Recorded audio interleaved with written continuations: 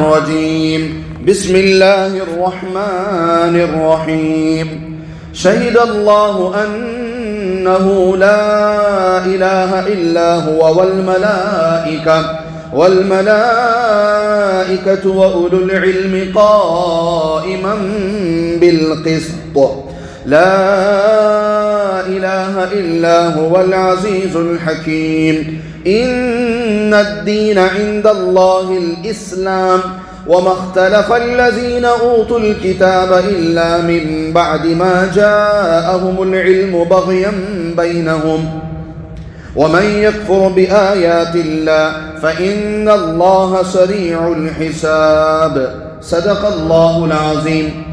ترجمہ اللہ تبارک و تعالیٰ کا مبارک اور مقدس ارشاد ہے۔ اللہ پاک فرماتے ہیں گواہی دی اللہ تعالیٰ نے اس کی کہ بجز اس ذات کے کوئی معبود ہونے کے لائق نہیں، اور فرشتوں نے بھی اور اہل علم نے بھی، اور معبود بھی وہ اس شان کے ہیں کہ اعتدال کے ساتھ انتظام رکھنے والے ہیں، ان کے سوا کوئی معبود ہونے کے لائق نہیں، وہ زبردست ہیں، حکمت والے ہیں۔ بلا شبہ دین حق اور مقبول اللہ کے نزدیک صرف اسلام ہی ہے، اور اہل کتاب نے جو اختلاف کیا کہ اسلام کو باطل کہا تو ایسی حالت کے بعد کہ ان کو دلیل پہنچ چکی تھی محض ایک دوسرے سے بڑھنے کے سبب سے، اور جو شخص اللہ کے احکام کا انکار کرے گا تو بلا شبہ اللہ تعالیٰ بہت جلد اس کا حساب لینے والے ہیں۔ صدق اللہ العظیم۔ سورہ آل عمران کی یہ آیت نمبر 18 اور 19 ہے۔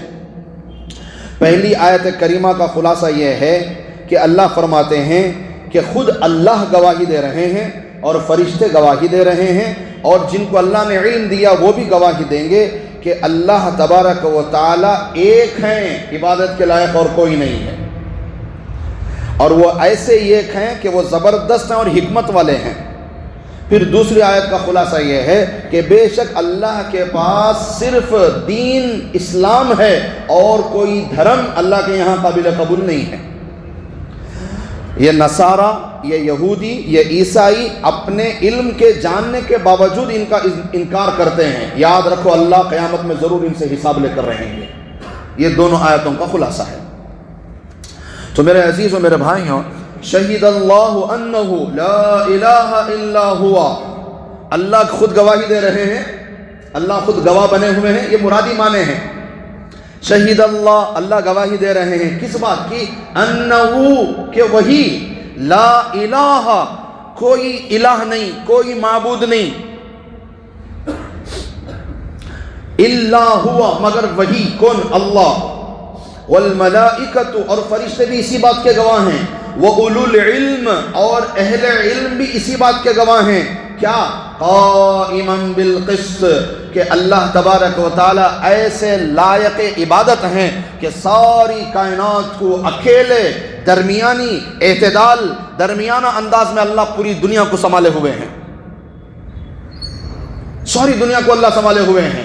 چاند کو اللہ نے درمیان اعتبار میں سنبھالا ہوا ہے، سورج کو درمیان اعتبار سے سنبھالا ہوا ہے، آسمانوں کو ساتھ بغیر ستون کے درمیانی اعتبار سے اللہ نے سنبھالا ہوا ہے، ساتوں زمین کو اللہ نے اعتدال کے ساتھ سنبھالا ہوا ہے، سمندروں کو اعتدال کے ساتھ سنبھالا ہوا ہے، پہاڑوں کو اعتدال کے ساتھ گاڑا ہوا ہے، ہواؤں کو اعتدال کے ساتھ چلایا ہوا ہے، آسمان میں اڑنے والے جانوروں کو اعتدال کے ساتھ پالا ہوا ہے، زمین پر رینگنے والے جانوروں کو اعتدال کے ساتھ چلایا ہوا ہے۔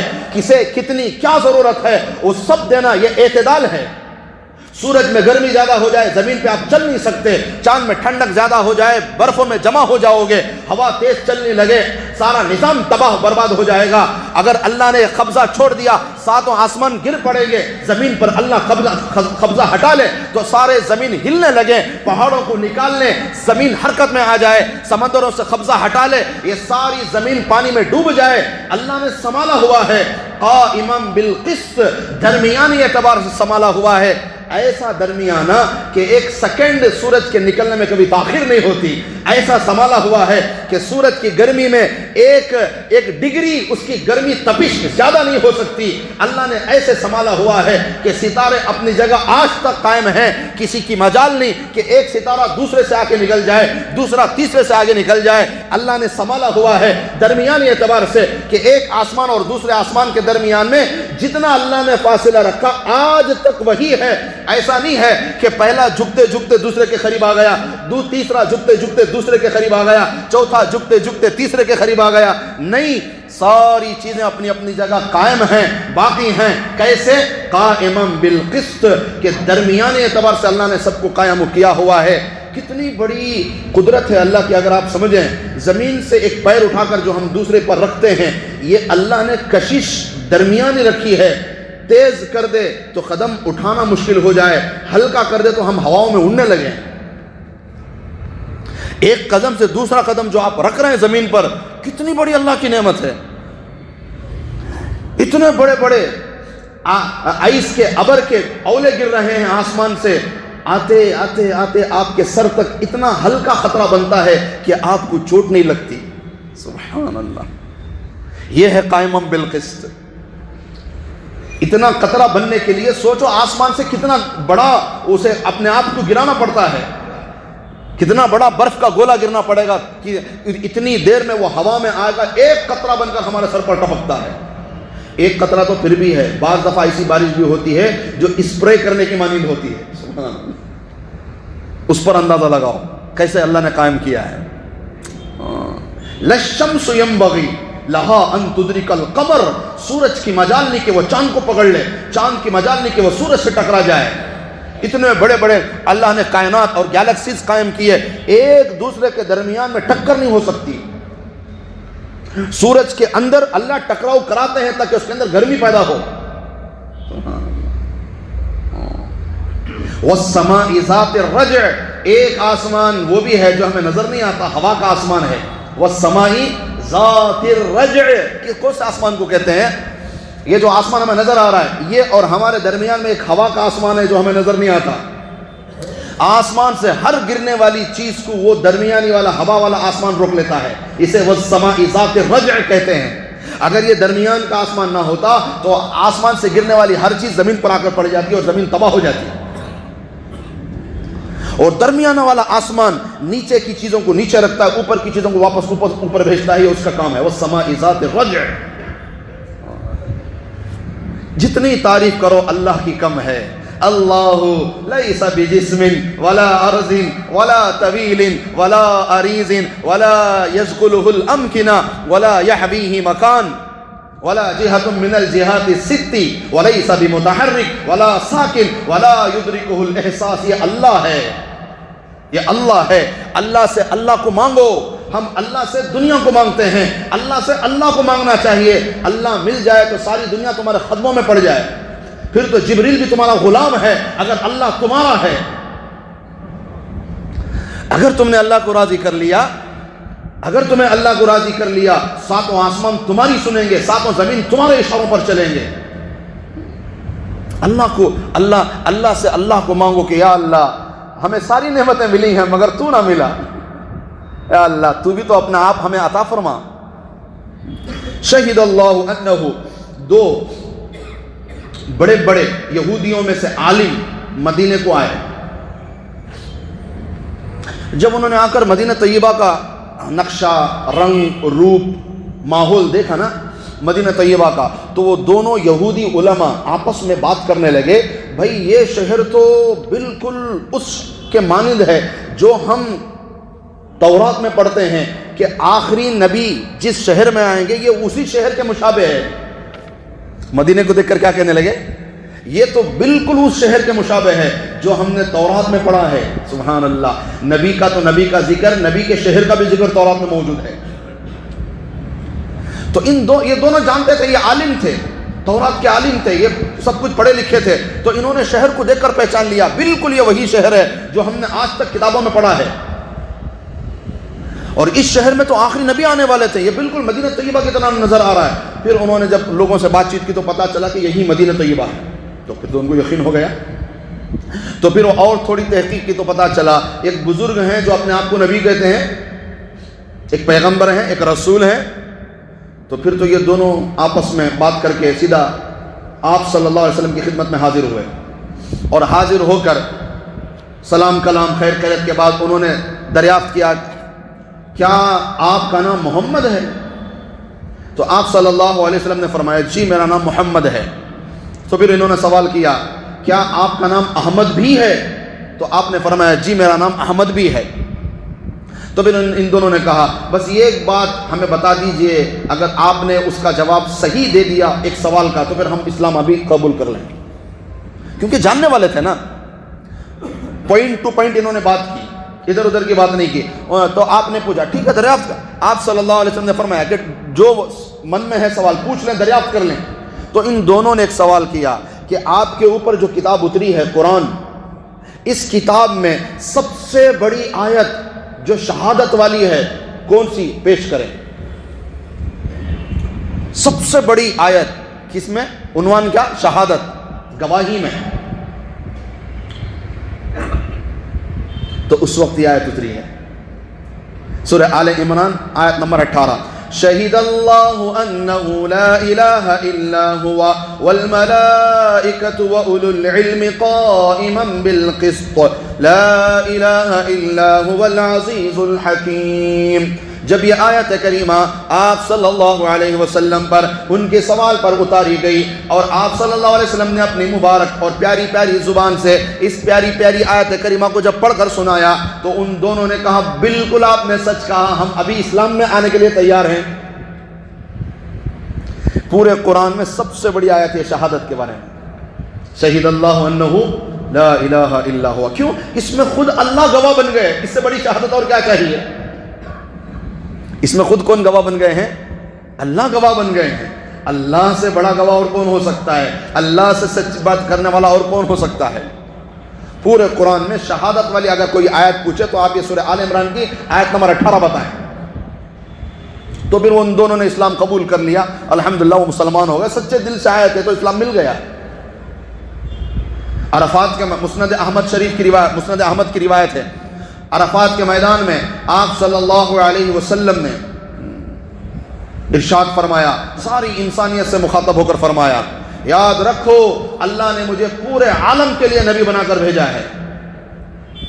اور پھر آپ نے یہ آیت پڑھی، شہید اللہ انہ لا الہ الا ہوا والملائکۃ واولو العلم قائما بالقسط لا الہ الا هو العزیز الحکیم۔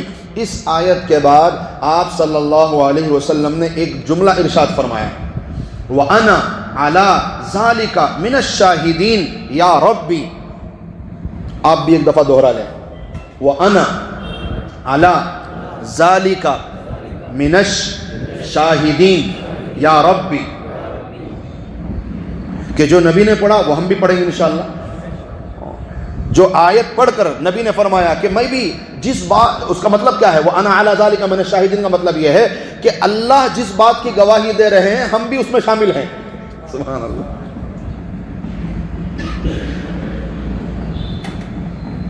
تو سارے 1.25 لاکھ صحابہ کو آپ صلی اللہ علیہ وسلم نے اس آیت میں شریک فرما لیا۔ الحمدللہ قیامت تک جب جب تفسیر ہوتی رہے گی مفسر اس آیت کو پڑھ کر وَأَنَا عَلَى ذَلِكَ مِنَ الشَّاهِدِينَ پڑھاتے رہیں گے، یا ربی پڑھاتے رہیں گے، اور ساری امت انشاءاللہ اس میں شامل ہوتی رہے گی کہ جس بات کی اللہ گواہی دے رہے ہیں اس میں وہ بھی ہم خود بھی اس کی گواہی دیں گے۔ یہ تو ہماری سعادت ہے کہ ہم اللہ کے ساتھ جڑ رہے ہیں۔ تو میرے عزیزوں، میرے بھائیوں، یہ اتنی خوبصورت آیت کریمہ ہے، شہید اللہ انہ۔ ایک تابعی حضرت غالب گزرے ہیں، تو حضرت غالب کسی تجارت کی وجہ سے کوفہ گئے۔ اس زمانے میں ایک شہر سے دوسرے شہر جا کر تجارت کیا کرتے تھے۔ تو ایک شخص ہیں غالب جن کا نام ہے، انہوں نے تجارت کی غرض سے اپنے علاقے سے کچھ چیزیں لی اور کوفہ پہنچ گئے تجارت کے لیے۔ اور جب کوفہ پہنچے تو وہاں جو ان کا قیام کا وقت آیا تو انہوں نے تحقیق کی کہ کوئی صحابی ہیں جن کے پڑوس میں قیام کرنا چاہتا ہوں، جتنے دن میں کوفہ رہوں گا تجارت کی غرض سے میں کسی صحابی کی صحبت پانا چاہتا ہوں۔ تو ساتھیوں نے بتایا حضرت اعمش یہاں موجود ہیں رضی اللہ تعالیٰ عنہ۔ تو پھر یہ فوراً ان کی صحبت میں چلے گئے، ان کے پڑوس میں اپنا ایک مکان لے لیا کرائے پر. جتنے دن بھی میں تجارت کی غرض سے کوفہ میں رہوں گا میں حضرت کی صحبت پاتا رہوں گا. 1 مہینہ تجارت کرتے کرتے کوفہ میں ان کا گزر گیا، اور 1 مہینہ یہ حضرت کے پاس آتے رہے جاتے رہے.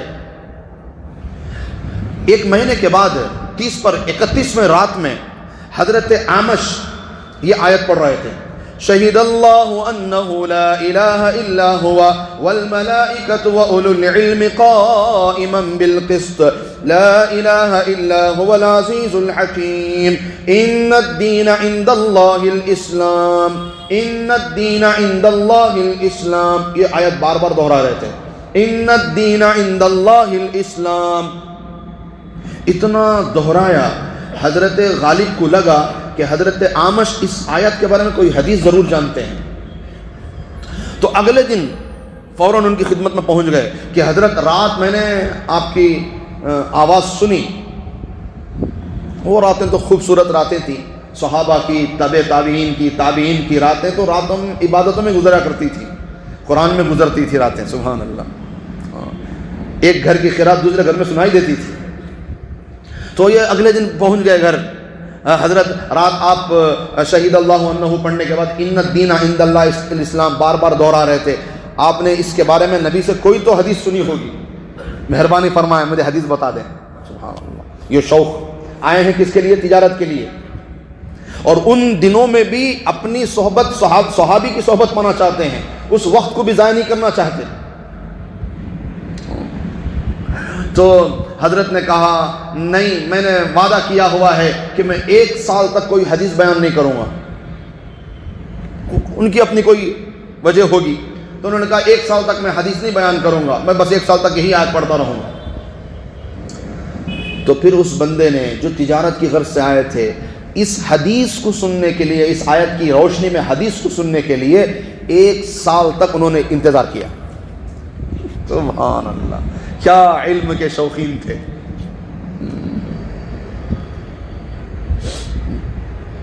1 سال جب گزر گیا تو یہ پھر حاضر ہو گئے. حضرت ابو محمد ان کی کنیت تھی حضرت اعمش کی.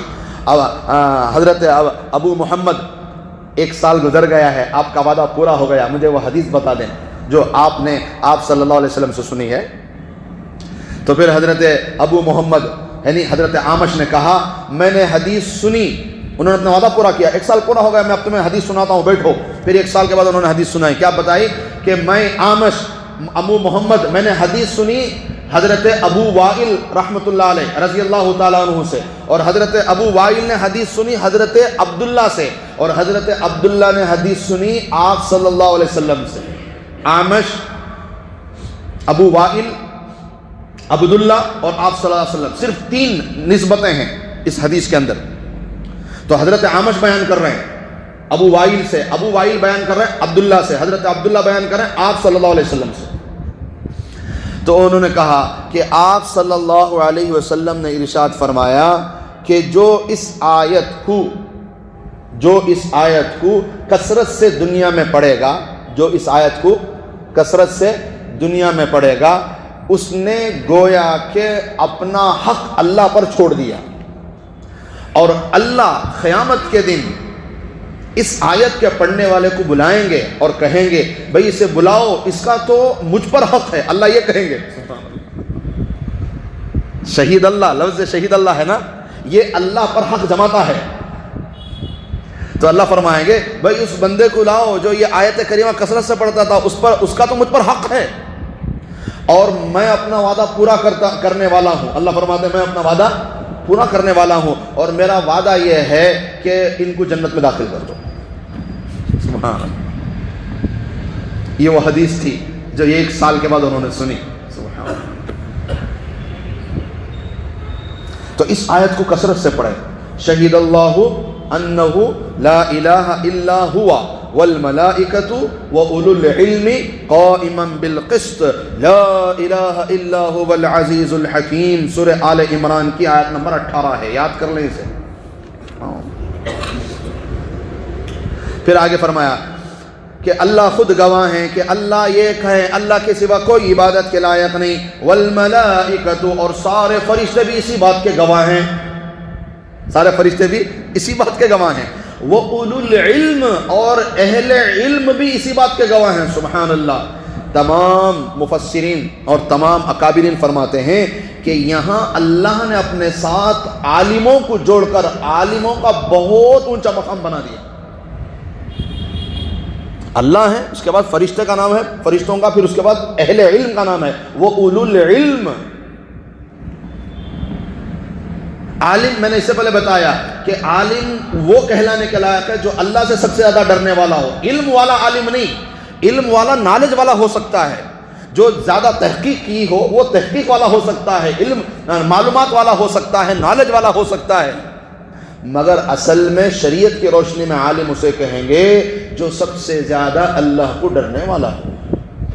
باقی معلومات ہیں پھر اللہ سے نہیں ڈرتا تو پھر اسے عالم کہلانے کا حق بھی نہیں ہے. اللہ ہمیں حقیقی علماء کی جوتیاں کم از کم بنا دے.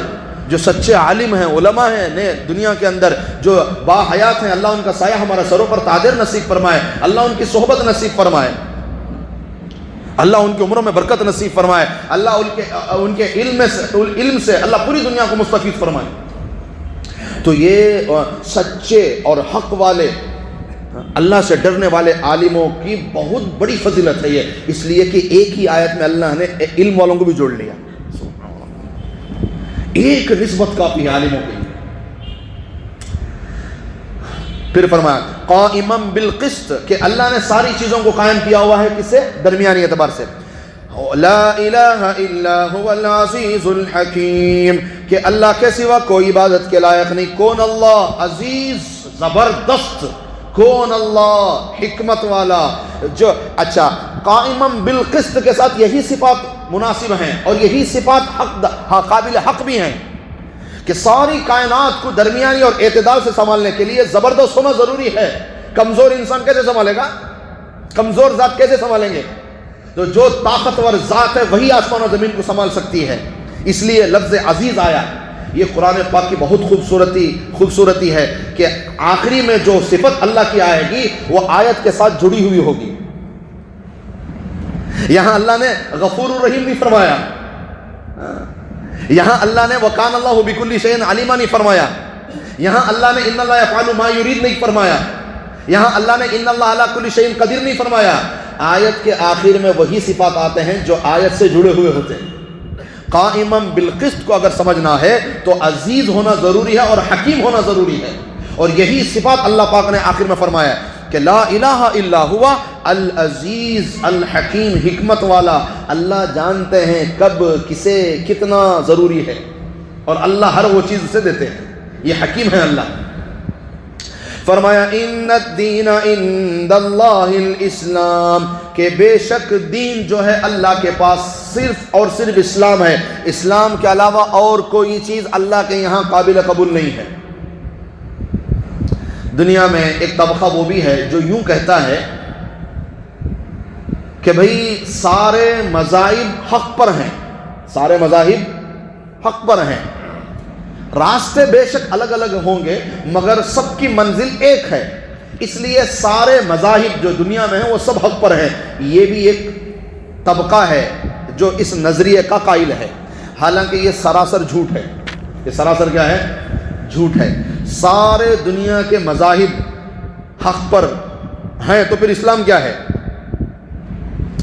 صرف اور صرف اسلام ہی ہے جو اللہ کے یہاں قابل قبول ہے.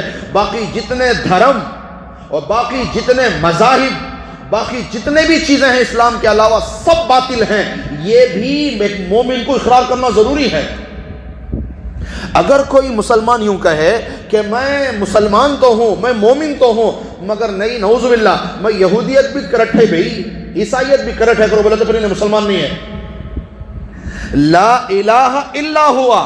جب ہم نے اللہ کو مانا ہے تو پھر اللہ کے علاوہ سب کا انکار کرنا ضروری ہے. اگر ہم نے نعوذ باللہ اللہ کو بھی مان لیا، اوروں کو بھی مان لیا تو پھر مسلمان کہاں سے ہوئے؟ یہ بالکل بات سمجھنے کی ہے، آپ غور سے توجہ سے سنیں.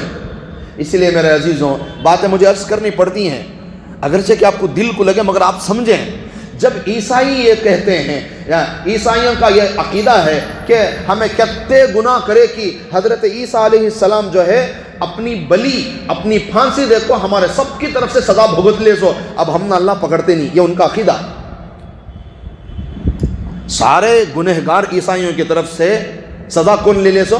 حضرت عیسیٰ علیہ السلام، نعوذ باللہ۔ وہ جو پھانسی چڑھے یہ چڑھے سو سب کی طرف سے انہوں دے ڈالے، بلی اپنی بلی دے ڈالے، اب ہمیں سب بھی آزاد، ہمیں کیا ہونا کرے دے، اس وجہ سے انہوں کیا ہونا کر لے کو بیٹھی سو۔ یہ عقیدہ ان کے نسلوں میں منتقل کیا گیا ہے۔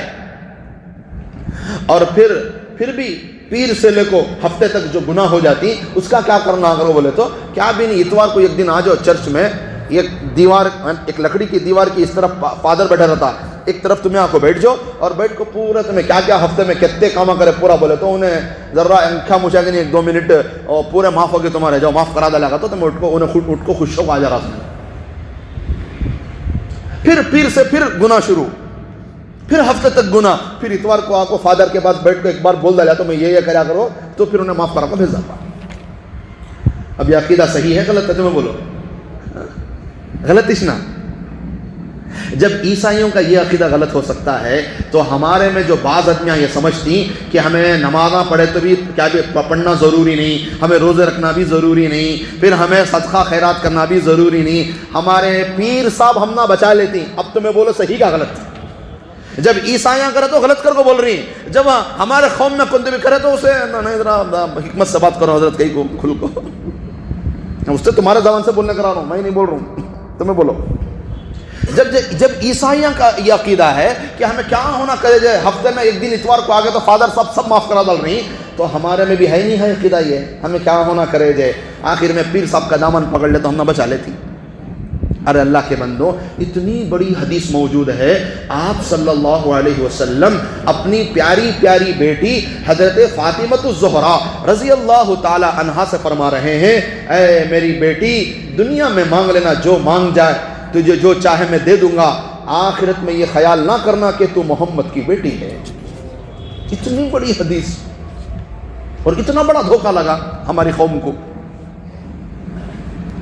عیسائی کرے تو غلط، یہودی کرے تو غلط، مسلمان کرے تو صحیح، کیسے ہو جائے گا؟ سوچنے کی چیزیں ہیں ساری۔